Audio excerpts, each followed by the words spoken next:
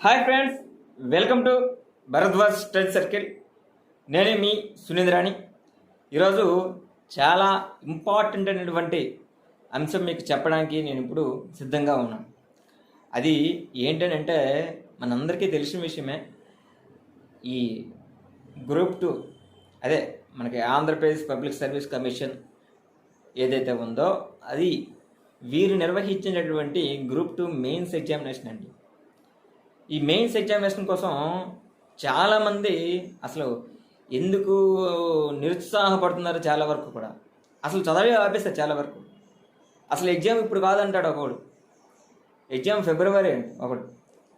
Okay, ఫిబ్రవరి అయితే ఎందుకురా ఫిబ్రవరి అని అంటే వాళ్ళు అంటున్నారు, సార్ అప్పటికి మళ్ళీ కొత్త బడ్జెట్ వస్తుంది కదా, అప్పటికి కొత్త సర్వే వస్తుంది కదా అని చెప్పేసి అంటున్నారు. ఓకే, బడ్జెట్ సర్వే కోసం అని చెప్పేసి మీకు ఎగ్జామ్ పెట్టరండి. ఓకే, బడ్జెట్ సర్వే కోసం అని మాత్రం ఎగ్జామ్ అయితే పెట్టరు. వాళ్ళకి ఫీజిబిలిటీ ఉండేటప్పుడు, వారికి అవకాశం ఉండేటప్పుడు మాత్రమే ఎగ్జామ్ అనేది పెడతారు.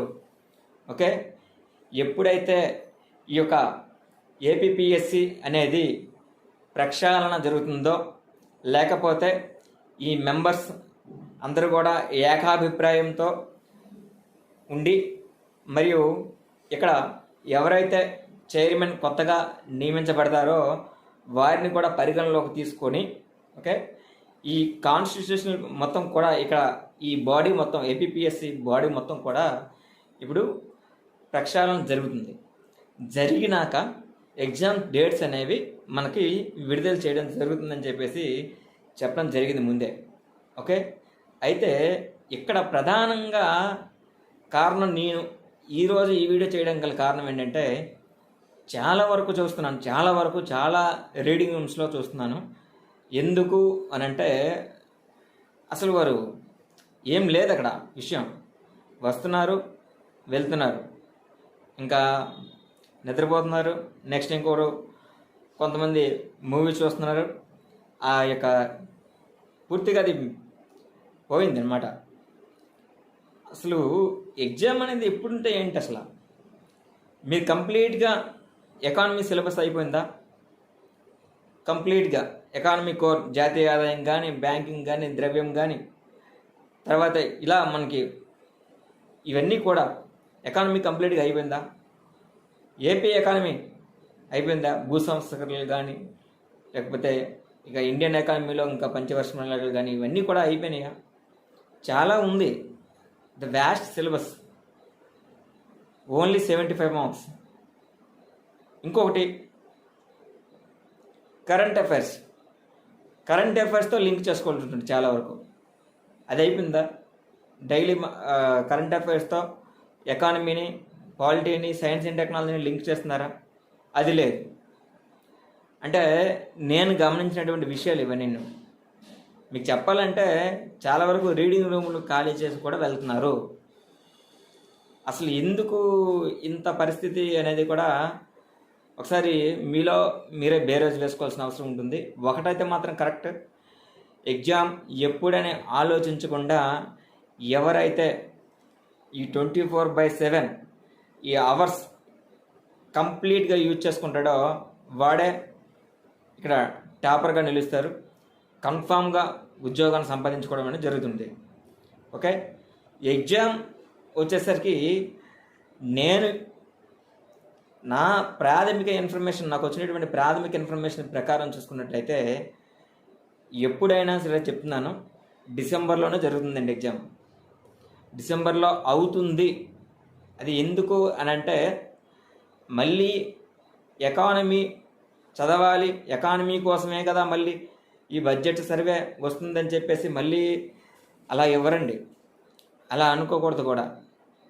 అలా అనుకుంటే ఏం జరుగుతుందంటే, ఎవరైతే ఉంటారు చాలామంది, అప్పటికి కూడా ఎగ్జామినేషన్ పోస్ట్పోన్ చేయాలనే రకం వస్తుంది.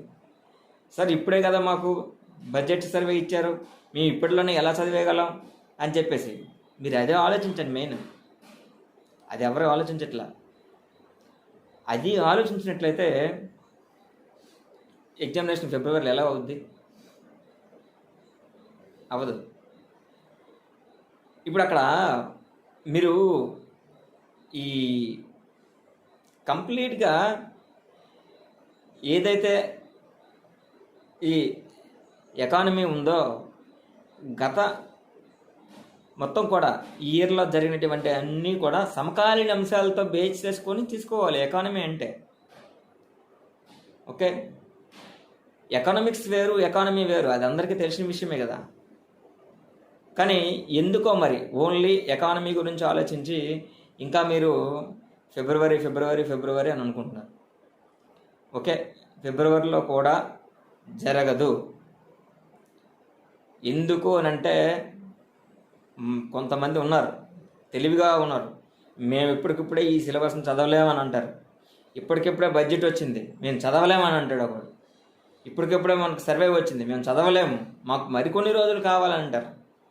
ఇలా అయితే గత 6 years నుంచి కూడా మన నోటిఫికేషన్ లేవు కాబట్టి, అప్పుడు లాస్ట్ గవర్నమెంట్ లేవు కాబట్టి ఇంకా మరి దేనికి కూడా యాక్చువల్గా మరి పూర్తిగా సీనియర్ ఆస్పిరెంట్స్ ఇంకా బాగా నష్టపోయేటటువంటి అవకాశం ఉంటుంది.